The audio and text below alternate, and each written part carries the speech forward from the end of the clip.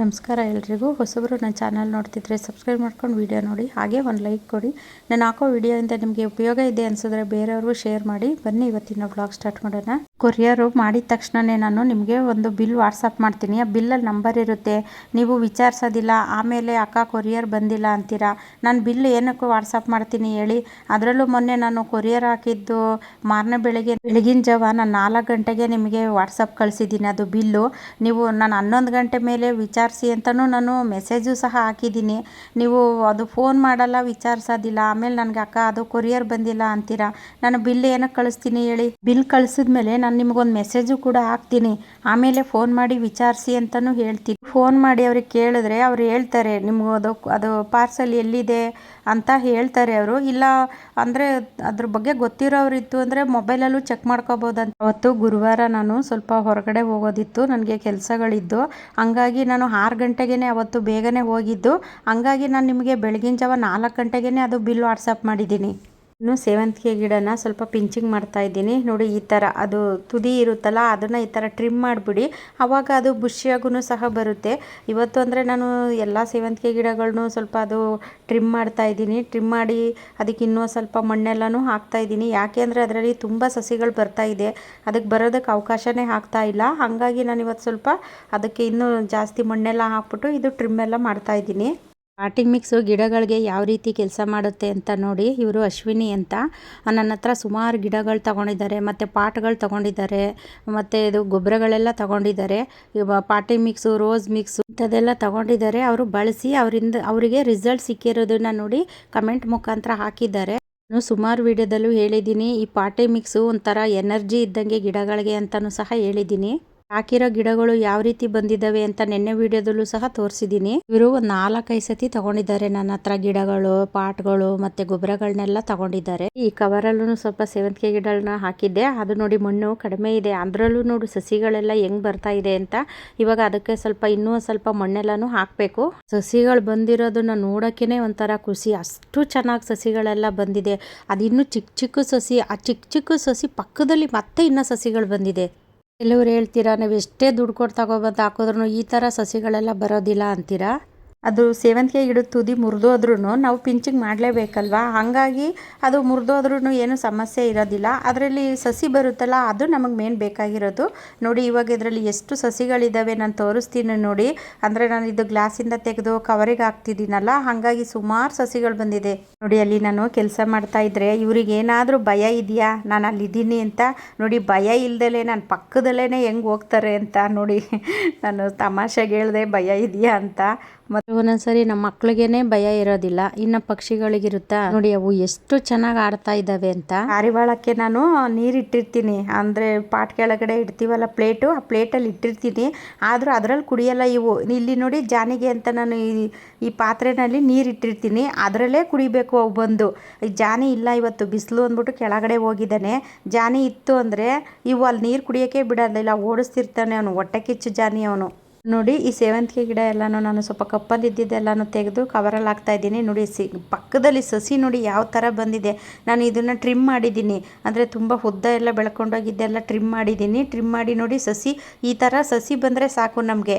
ಅದು ಮೊಗ್ಗೇನು ಬೇಕಾಗೇ ಇರೋದಿಲ್ಲ. ನೀವು ಈ ಥರ ಗಿಡದಿಂದಲೇ ಸುಮಾರು ಗಿಡಗಳನ್ನೂ ಮಾಡ್ಕೋಬೋದು. ನಾನು ಕಳಿಸಿರೋ ಅಂಥ ಪ್ರತಿಯೊಬ್ಬರಿಗೂ ಸಸಿಗಳಲ್ಲೂ ಇದೇ ಥರನೇ ಸಸಿ ಬಂದಿರುತ್ತೆ.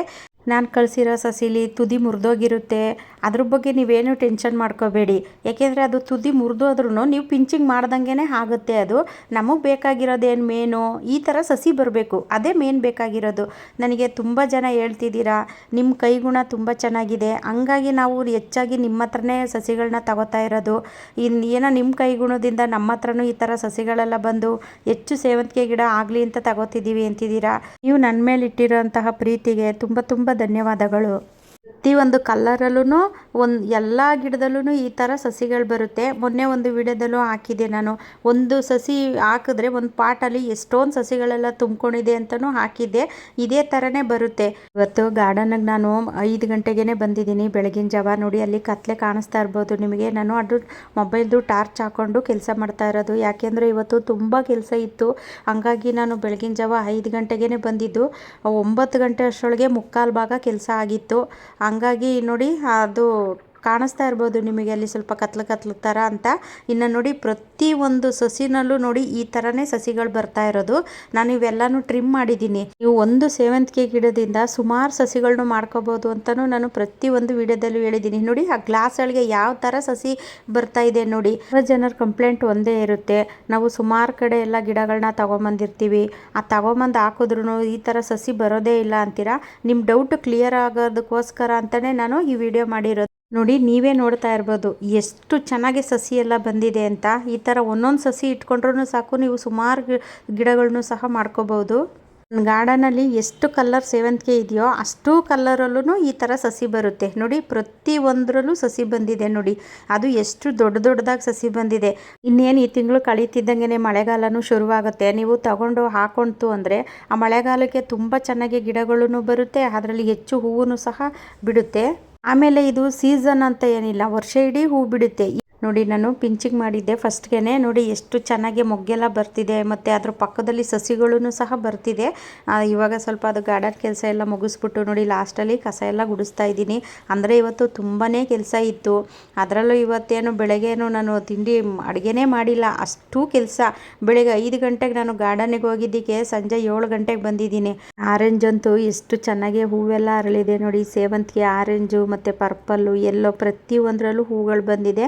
ಅಂದರೆ ನಾನು ಅದು ಸ್ವಲ್ಪ ಇದು ಪಿಂಕ್ ಎಲ್ಲ ತುಂಬ ಹೈಟ್ ಬೆಳೆದಿತ್ತು ಅಂತ ಅದೆಲ್ಲ ಟ್ರಿಮ್ ಮಾಡಿದ್ದೀನಿ ನಾನು. ಅದು ಮೊಗ್ಗೆಲ್ಲ ಚಿಕ್ಕದಿರೋದು ಬಿಟ್ಟಿದ್ದೀನಿ, ಸ್ವಲ್ಪ ದೊಡ್ಡದೆಲ್ಲ ಟ್ರಿಮ್ ಮಾಡಿದ್ದೀನಿ. ಟ್ರಿಮ್ ಮಾಡಿ ಅದನ್ನೇ ಇವಾಗ ನಾನು ಬೇರೆದಕ್ಕೆ ಹಾಕಿದ್ದು. ತುಂಬ ಚೆನ್ನಾಗಿ ಸಸಿಗಳೆಲ್ಲ ಬಂದಿದೆ.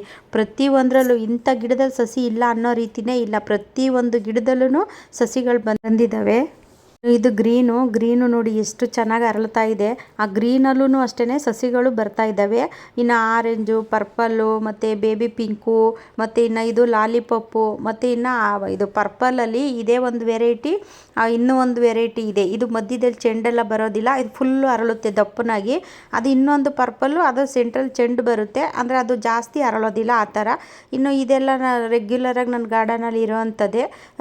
ಇದೂ ಅಷ್ಟೇ ನೋಡಿ, ವೈಟು ಮಧ್ಯದಲ್ಲಿ ಹಸಿರು ಇದೆ, ಇದೊಂಥರ ವೆರೈಟಿ. ವೈಟಲ್ಲಿ ಇದೇ ಒಂಥರ ವೆರೈಟಿ, 3 ವೆರೈಟಿ ಇದೆ ವೈಟಲ್ಲಿ. ಇನ್ನು ಇದು ಆರೆಂಜು ತುಂಬ ಚೆನ್ನಾಗಿ, ಅದು ದಪ್ಪದಾಗೆಲ್ಲ ಹೂ ಬಿಡುತ್ತೆ. ನನ್ನ ಗಾರ್ಡನಲ್ಲಿ ಸ್ಟಾರ್ಟಿಂಗ್ ಒಂದಿತ್ತು ನೋಡಿ, ಅದೇ ಆರೆಂಜ್ ಅದು. ಇನ್ನು ಇದು ನೋಡಿ ಬೇಬಿ ಪಿಂಕು, ಇದಂತೂ ಕೇಳಂಗೆ ಇಲ್ಲ, ಅಷ್ಟು ಚೆನ್ನಾಗೇ ಹೂವು ಬಿಡುತ್ತೆ. ಇನ್ನು ಗ್ರೀನಲ್ಲೂ ಅಷ್ಟೇ, ಅದರಲ್ಲೂ ತುಂಬ ಚೆನ್ನಾಗಿ ಹೂವೆಲ್ಲ ಬರುತ್ತೆ. ನನ್ನ ಗ್ರೀನ್ ಇದೆ ಸೇವಂತಿಗೆ ಅಂತಲೇ ಗೊತ್ತಿರಲಿಲ್ಲ ನನಗೆ. ನಾನು ತೊಗೊಂಬಂದು ಹಾಕಿದ್ಮೇಲೆ ನನಗೆ ಗೊತ್ತಾಗಿದ್ದು. ನೋಡಿ ಇದೇ ಒಂಥರ ವೈಟು, ಇದೇ ಒಂಥರ ವೈಟು, ಅವಾಗೆ ತೋರಿಸೋದು ಅದೇ ಒಂಥರ ವೈಟು. ಅಂದರೆ ವೈಟಲ್ಲೇ 3 ವೆರೈಟಿ ಇದೆ. ಇನ್ನು ಹಳದಿನಲ್ಲೂ ಅಷ್ಟೇ 3 ವೆರೈಟಿ. ಒಂದು ಈ ಥರ ಹಳದಿ, ಇನ್ನೊಂದು ದಪ್ಪನಾಗಿ ಬಿಡುತ್ತಲ್ಲ ಅದೊಂದು ಹಳದಿ, ಮತ್ತು ಇನ್ನು ಇದರಲ್ಲಿ ಗ್ರೀನ್ ಬರುತ್ತಲ್ಲ ಅದೇ ಒಂದು ಹಳದಿ ನೋಡಿ. ಇನ್ನು ಇದೊಂದು ಪರ್ಪಲ್ಲು, ಇದೇ ಬೇರೆ ಪರ್ಪಲ್ಲು, ಅವಾಗ ತೋರಿಸಿದ್ದೆ ಪರ್ಪಲ್ ಬೇರೆ. ಇನ್ನು ಯೆಲ್ಲೋನಲ್ಲೂ ಅಷ್ಟೇ ನೋಡಿ, ಇದೇ ಬೇರೆ. ಗಾರ್ಡನಲ್ಲಿ ಒಟ್ಟು 14 ಕಲರು ಸೇವಂತಿಗೆ ಗಿಡಗಳಿದೆ. ಬೇಕು ಅನ್ನೋರು ಸ್ಕ್ರೀನ್ ಮೇಲೆ ನಂಬರ್ ಇರುತ್ತೆ, ನೀವು ವಾಟ್ಸಪ್ ಮಾಡಿ ಬುಕ್ ಮಾಡ್ಕೋಬೋದು. ವಿಡಿಯೋ ಇಷ್ಟ ಆದರೆ ಬೇರೆಯವ್ರಿಗೂ ಶೇರ್ ಮಾಡಿ, ಹಾಗೆ ಒಂದು ಲೈಕ್ ಮಾಡಿ. ಮುಂದಿನ ವಿಡಿಯೋದಲ್ಲಿ ಸಿಗ್ತೀನಿ. ಎಲ್ರಿಗೂ ಧನ್ಯವಾದಗಳು.